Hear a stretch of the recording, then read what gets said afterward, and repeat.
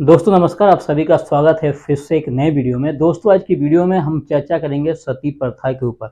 सती प्रथा के ऊपर चर्चा करना इसलिए ज़रूरी है कि वर्तमान में जो हमारा संविधान है, जो हमारी न्यायपालिका है, जितना इन्होंने महिलाओं के हक में फैसले दिए हैं या फिर संविधान ने जितना इनको अधिकार दिया है, क्या ये अधिकार प्राचीन काल में था? क्या इन महिलाओं के साथ में प्राचीन काल में भी ऐसा ही व्यवहार किया जाता था जो कि अब किया जा रहा है, जो कि एक समान इनको कर दिया गया है? क्या ऐसा कोई नियम था या नहीं था? या फिर ऐसा तो नहीं कि इनकी जो दुर्गति थी, इनकी जो स्थिति थी बहुत ही दयनीय थी? इन सब चीज़ों को समझने के लिए हमें सती प्रथा से स्टार्ट करना पड़ेगा। और सती प्रथा जब हम स्टार्ट करेंगे तब हम समझेंगे कि आज की जो महिला है इनके साथ में पीछे कितना अत्याचार किया गया और किस हिसाब से किया गया है। इन सभी चीज़ों को हम समझेंगे और इन सब चीज़ों को जानने के बाद में तभी हम समझ पाएंगे कि हमारी न्यायपालिका और हमारा संविधान क्यों मजबूत है। तो इन सभी चीज़ों को समझने के लिए हमें महिलाओं की स्थिति को जानने के लिए प्राचीन काल में जाना होगा। और प्राचीन काल में जब हम जाएंगे तभी हम समझेंगे कि सती प्रथा क्या है। जैसे कि सती प्रथा का सबसे पहले हम अर्थ समझ लेते हैं। सती प्रथा का अर्थ होता है पवित्र महिला। अब पवित्र महिला क्यों कहा गया? सती प्रथा के हिसाब से इनको पवित्र महिला क्यों कहा गया? इस चीज को जानने के लिए हिंदू ग्रंथों के अनुसार हम देखेंगे, देवी सीता ने अपने पिता दक्ष के द्वारा अपने पति शिव के अपमान होने के कारण उन्होंने यज्ञ का जो कुंड था, जो अग्नि थी, उसमें कूद करके आत्मदाह कर लिया था। तो कुछ लोग समझते हैं कि सती प्रथा का प्रारंभ जो था यहाँ से हुआ, लेकिन दूसरा जो प्रमाण मिलता है वो मिलता है सती प्रथा का प्रारंभ 510 ईस्वी में 510 ईस्वी के आसपास माना जाता है, जब महाराज भानु प्रताप के साथ में गोपराज युद्ध में थे और युद्ध में गोपराज की मृत्यु हो गई। और मृत्यु की जब खबर उनकी पत्नी सुनती हैं तो बहुत दुखी होती हैं, अपने प्राणों को त्याग देती हैं।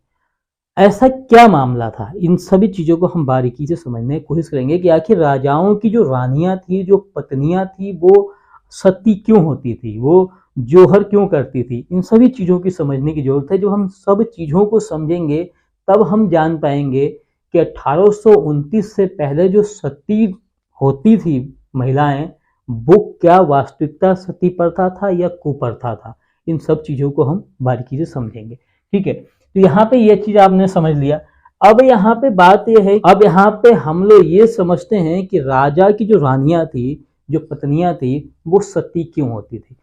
आप अगर इतिहास को उठा के देखेंगे तो उसमें यही आप पाएंगे कि जो मुगल जो शासक थे, जब हमारे इंडिया में, जब हमारे भारत के राजाओं के ऊपर जब आक्रमण किए, तो भारत के जब राजाओं की मृत्यु हो जाती थी, जब वो वीर गति को प्राप्त हो जाते थे या उनको बंदी बना लिया जाता था, तो उनकी पत्नियों के अंदर ये डर होता था कि जो विदेशी जो राजा हैं, जो मुगल हैं, कहीं ऐसा ना हो कि हमारे अस्मत के साथ में खेलें, हमारे आत्म सम्मान के साथ में खेलें। तो अपने आत्म सम्मान को बचाने के लिए, अपने अस्मत को बचाने के लिए वो जो होती है वो क्या करती थी, अपने आत्म सम्मान, अपने अस्मत को बचाने के लिए सती हो जाती थी। इसमें एक प्रथा और भी बहुत प्रचलित थी, जोहर। जोहर क्या होता था कि जिस रानी ने, जिस महारानी ने अपने पति को तलवार दे करके, माथे पे तिलक लगा करके युद्ध के लिए विदा करती थी, अगर उनको ये चीज लग गया पता है कि मेरे जो पति हैं वो युद्ध में मारे गए हैं, वीरगति को प्राप्त हुए हैं या फिर बंदी बना लिए हैं, तो वो डर के मारे अपनी अस्मत को बचाने के लिए वो जोहर करती थी। जोहर कई महिलाएं मिलके, एक नहीं कई महिलाएं जो है कि मिलके अग्निकुंड में कूद करके अपने प्राणों को त्याग देती थी। इसमें सबसे बड़ा अगर उदाहरण आप देखेंगे तो रानी पद्मावती का आता है। ठीक है, लेकिन ये जो था सती प्रथा, जो था, जो सती का जो कंडीशन, ये जो था सती प्रथा, ये सिर्फ रानी अपने आत्मसम्मान को बचाने के लिए करती थी। लेकिन यही जो आत्मसम्मान को बचाने वाला जो प्रथा था, धीरे धीरे रीति रिवाज में बदल गया, एक सामाजिक रीति रिवाज का रूप धारण करता चला गया। अब इनके बाद में अगर किसी भी व्यक्ति की मृत्यु हो जाती थी तो उसके पत्नी को उसके चिता पे बैठा करके आग लगा दिया जाता था। वो पत्नी उनकी जो चीखती चिल्लाती थी, सामाजिक रीति रिवाज के हिसाब से वो कितना भी चीखे, कितना भी चिल्लाए, किसी के कान पे कोई भी जूं नहीं रेंगने वाला था। तो अब यहाँ से ये जो चीज था, ये कुप्रथा में जो है कि बदलना स्टार्ट हो गया। अब जब कुप्रथा धीरे धीरे अपने पूरे जड़ों को फैला चुका था, इसी के दौरान राजा राम मोहन राय किसी काम से विदेश जाते हैं। और विदेश जब जाते हैं उस दौरान उनके भाई की मृत्यु हो जाती है। और सती प्रथा के हिसाब से, सती प्रथा के नियम के हिसाब से राजा राम मोहन राय के भाई के साथ साथ में उनके भाभी को भी चिता पे बैठा करके आग लगा दिया जाता है, उनको भी मार दिया जाता है।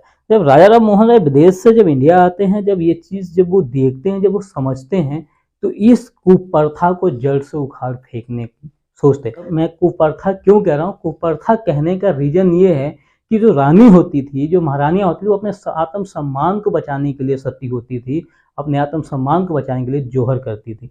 लेकिन यही धीरे धीरे सामाजिक रीति रिवाजों में बदल गया, जो कि बदल गया तो इसका मतलब एक कुप्रथा हो गया, क्योंकि कुछ महिलाओं को नहीं, अधिकतर 100% महिलाओं, जो महिला विधवा जाती थी, उनको उनके पति के साथ में सती कर दिया था, मतलब चिता बैठा के जला दिया जाता था।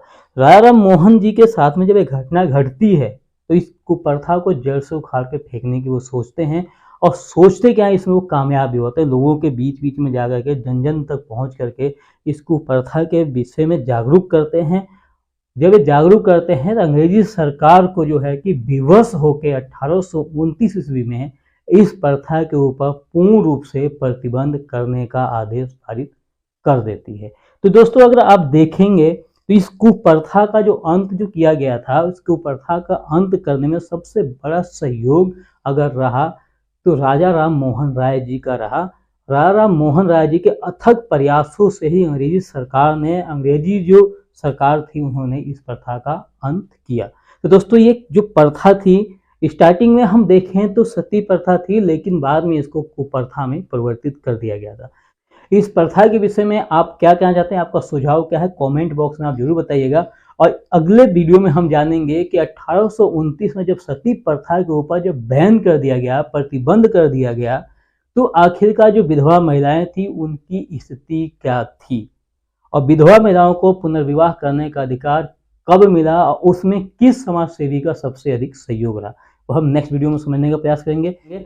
अगर ये वीडियो आपको अच्छी लगी हो तो इस वीडियो को शेयर कीजिए, चैनल पर नए चैनल को सब्सक्राइब कीजिएगा। मिलेंगे नेक्स्ट वीडियो में किसी बेहतरीन टॉपिक के साथ, तब तक के लिए जय हिंद।